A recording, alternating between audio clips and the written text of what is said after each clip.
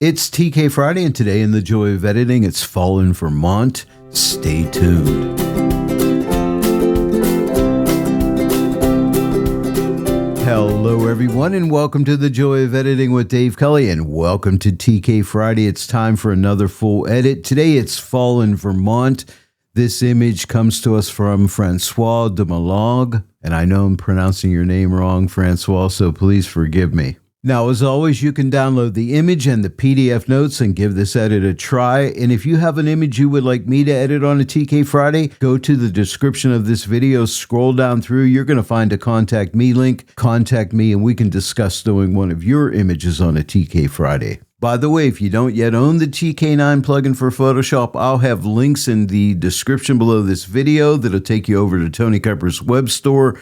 There you're going to find the TK9 plugin for Photoshop, a lot of great panels over there you can pick up, Sean Bagshaw's training videos, which I highly recommend, and you'll also find the TK Grayscale and TK Magic Mixer plugins. They're sold as a bundle. You'll get both plugins for $12. If you're into black and white photography, you'll love TK Grayscale and TK Magic Mixer. Use my promo code DK15 and you'll save 15% off your entire purchase. When you use my promo code, I make a small commission and this helps to support my channel. So I really appreciate it when you use my promo code. And not only are you helping me out, but you're getting 15% off. It's time to go to fall in Vermont. I really love this image. I really want to go down this road. Now, as always, I start out here in Lightroom. Today, I'm using a linear profile in this image. I want to keep it relatively flat going into Photoshop. I've made some adjustments here, just fine-tuned it a little bit. As far as detail,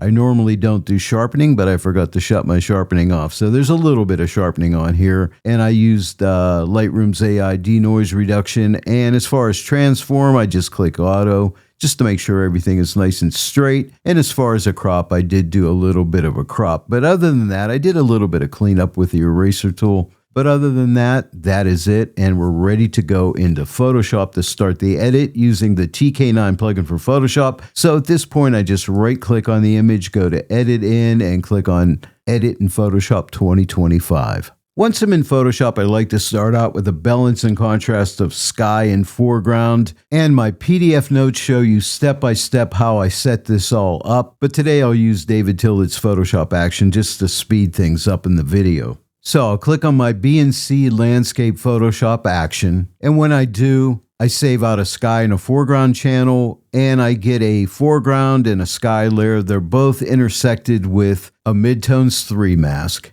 as you can see right here. And if you click this button, you can see what your layer mask looks like. Click it again, you go back to the image.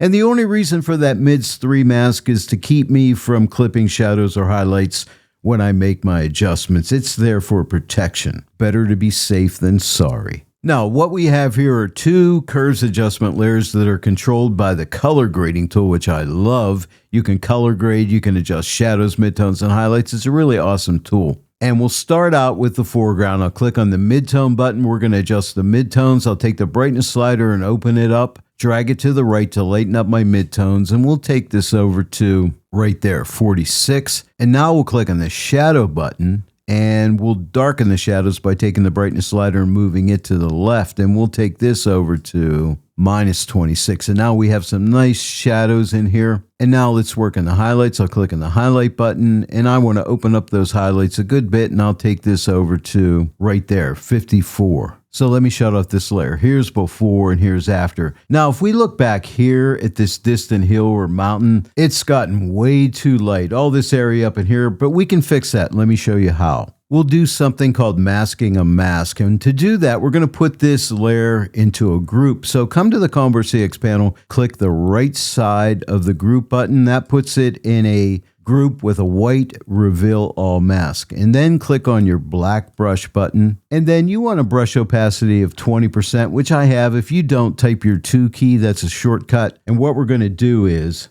with that 20% opacity brush, just start painting on here. Now, every time you paint and you stop painting, unclick your mouse or lift your Wacom pen, you'll reveal more of the underlying image. In other words, the background image. And we just want to blend it till it just looks like it fits right in the scene. And I think this looks much better. Now, if you want to disable this mask to see a before, just come to the Combo 6 panel, click this X. Here's the before, click it again, here's your after. Yeah, that looks much better.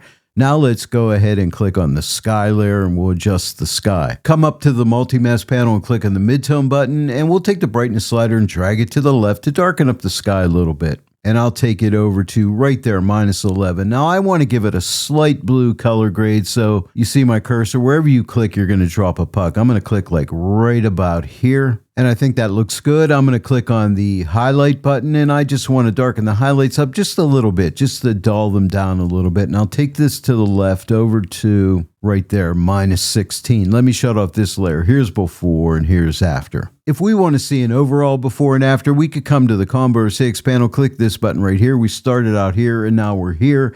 And this is a really good starting point. This is why I love to do the opening, balance, and contrast of sky and foreground, just to get a good starting point to see which way I need to take this image. I'm done with the color grading tool. I'll click the X to close it so I can get back to my multi-mask panel. Now, as I study this image, I'm looking at all these beautiful trees in the foreground. I like to bring out some detail and maybe cut a little bit of the haze in there. And to do that, we'll use the Camera Raw filter. It's a great time of the year here in the Northern Hemisphere. We're in fall. I guess you in the Southern Hemisphere will have to wait about 6 months, I think. On the Combo 6 panel, click the Camera Raw button. That'll stamp all your layers together, give you a smart object, so you can always go back and readjust your adjustments. What you want to do is open up the Effects tab, and we're going to adjust here. We'll start out with texture. Let's take our texture slider and bring some beautiful texture into here.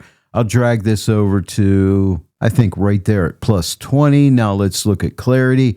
I'll give it a little bit of clarity, move this to the right, and I think I'll stop at right there, +18. Now for dehaze, let's dehaze a little bit, drag this to the right, and I'll take this over to right there, +15, and I think that's good. I don't want this in the sky, but we'll take care of that back in Photoshop. Now at this point, all we do is click OK, and we'll go right back to Photoshop. And now I want to remove that adjustment from the sky, so come to the Combo 6 panel, click on your Layer Mask Calculator, click on Sky, and click minus, or you could have clicked on Foreground and clicked Apply. And now if we shut off this layer, let's see a before and after. Here's the before and here's the after, but we brought all that beautiful detail into the foreground. Now, if you like that detail in the sky, just leave this step out, because if I click the X, it would look like this. So that looks pretty good too. So whatever you like, but I'm going to leave it like this. But we have choices. We all have our own way of seeing images, and you got to do you, I'll do me. You know what they say.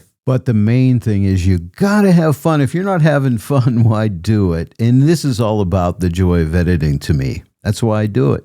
By the way, please don't forget, like, share, and subscribe. Leave comments. I really want to hear from you. This really helps my channel grow, and I want to hear from the community out there. I really appreciate everybody that takes their time and watches these videos every TK Friday and the other videos I put out during the week also. Now, as I study the image, I'm looking at the image and I'm seeing a beautiful fall scene here. So let's put some beautiful fall color in here. Let's bring up some of the lower saturated colors and bring a little bit of life to them.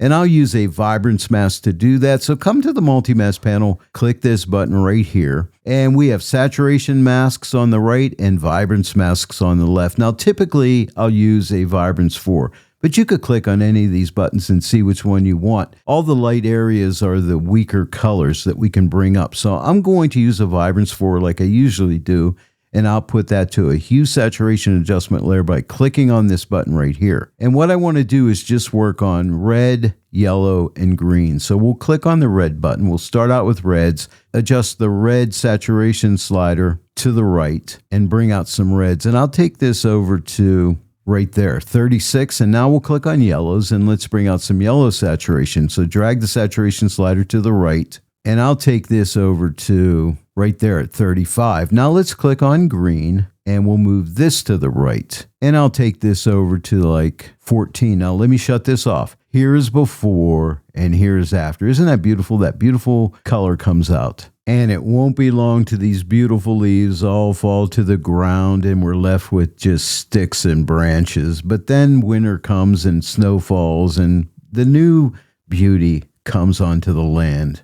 I'm a big fan of the 4 seasons. the musical group, and the actual 4 seasons. Usually after that balance and contrast adjustment, I like to do like a mid-tone contrast, but I did that camera raw filter adjustment where I brought detail out and dehazed it a bit. So that kind of took the place of that mid-tone contrast. And usually after that, I like to add some mid-tone lightening. So we're going to do that next. But I only want to lighten up the foreground. So come up to the multi-mask panel, click on this button here for my channels, click on foreground. Now click on the mask calculator button, click X to make an intersect because I want to intersect midtones 1 into the foreground. Click on the luminosity mask button, click on midtones 1, and now click equal, and we've made that calculation. We just have a midtones 1 in the foreground. Pretty nice. And now we're going to output that to a curves adjustment layer, and I'm only using it for a blend mode. I could have used the brightness contrast adjustment. It wouldn't matter because I won't make an adjustment on this curve. All I'm going to do is click this button on the combo or CX panel, SCR for screen blend mode. And just like that, we've lightened up the midtones. Now it's way too light. So what I like to do is take the opacity the whole way off, build it up slowly, and I'll stop right here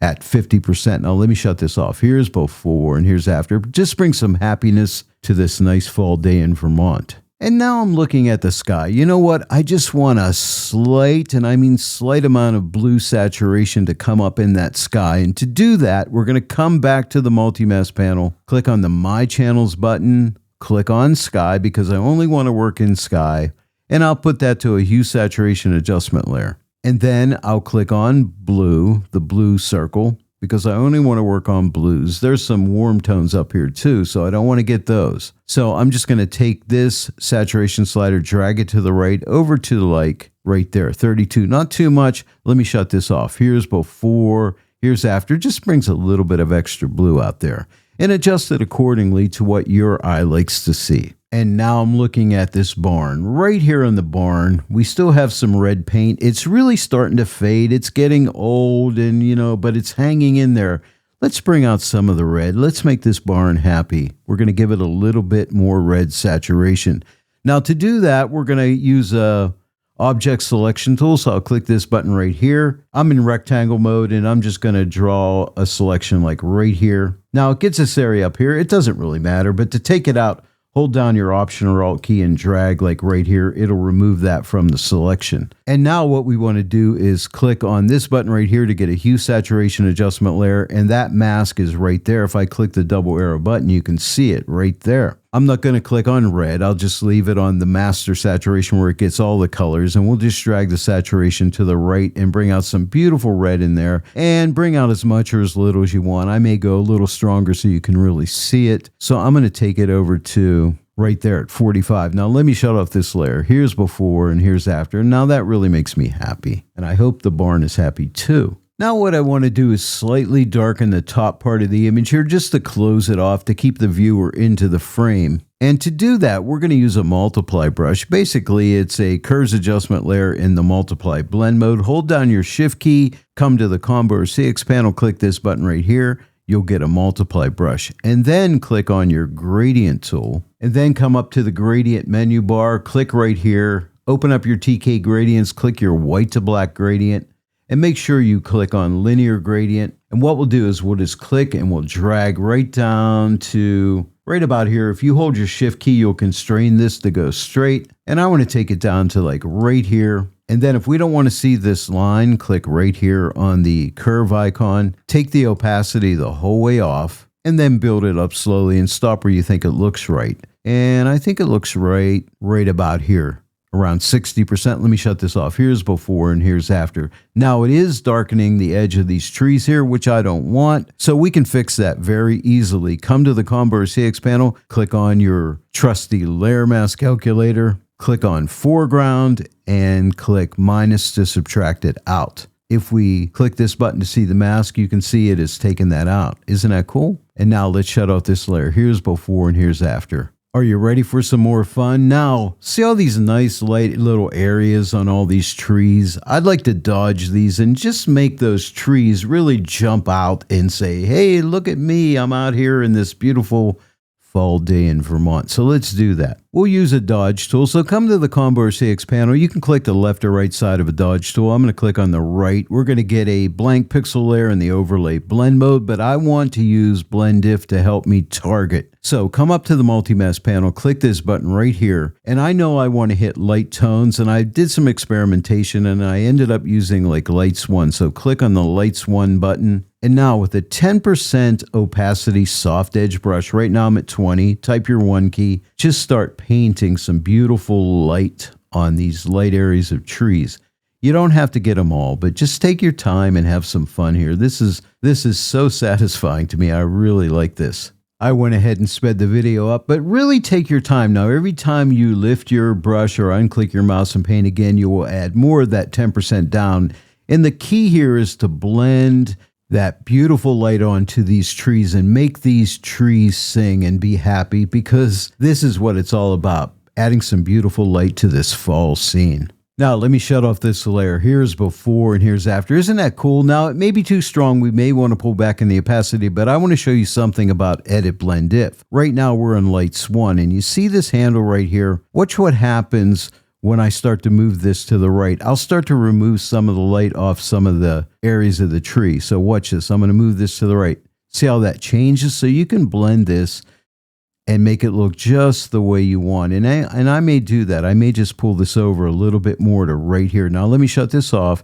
Here's before and here's after. So after you've done your dodging, you can still play with your blend if. Maybe I'll move it more to the left a little bit more right there. Let me shut it off. Here's before, here's after, before and after. I think I like it. I'm just going to leave it just the way it is so you can really see it. And now I'm looking at all these shady areas right around here. I just want to enrich the darkest darks in those areas. And to do that, I'm going to use a multiply brush. So on the combo or CX panel, hold down your shift key and click on the multiply button. You're going to get a multiply brush. I'm going to use blend if to help me. So I just want the darkest dark. So I'm going to click on dark 6. And now with a nice soft edge brush at 20%, I'm just going to paint over these dark areas. Now the blend if will only target those areas. Now, when I unclick my mouse and paint again, or lift my brush and paint again, I'll make the effect a little stronger. So I'm just trying to blend, and the soft edge brush is important here.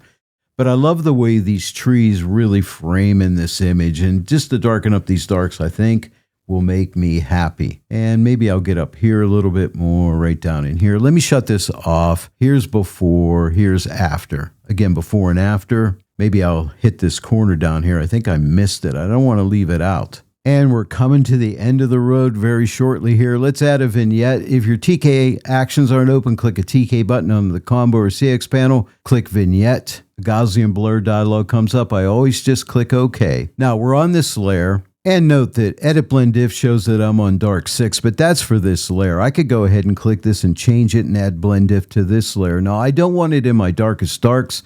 So I'll click on No Darks 2, and now that goes out of my darkest darks. It doesn't change anything on this layer in terms of blend if. And that's 30% opacity. If it's too strong, you can pull it back, but I think I like it. Let me shut it off. Here's before and here's after. I do like it. One final step and we're done. I just want to pop a slight amount of contrast in the foreground. And to do that, let's come up to the multi-mask panel. I'll click the X on Edit Blend If to shut it. Nothing changes on the Edit Blend If layers. I'll click on the My Channels button. I'll click on Foreground, and I'll click on this button to add a Curves Adjustment layer. And what I want to do here is see the presets. I'm going to click on the drop down, and I just want a very mild contrast. Linear contrast will do the trick. So click this preset. See that little mild contrast bump there.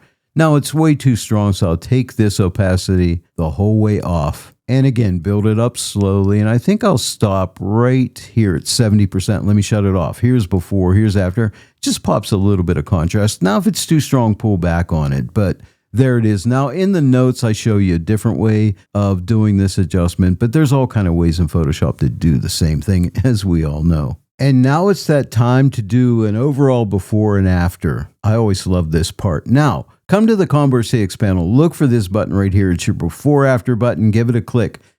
We started out here. Can you believe it? We started out here and we end up here. So I'm really happy with the way this edit turned out. Now, I do hope that you download the image and the PDF notes and give this edit a try and make it your own.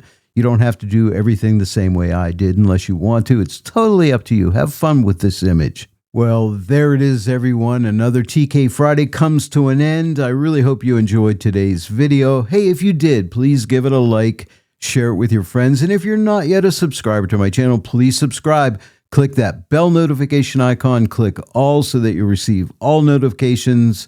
And then every time I upload a new tutorial, you'll get notified about it. I want to thank each and every one of you for joining me today in the Joy of Editing with Dave Kelly, and I will see you all right here next time. But until then, happy editing.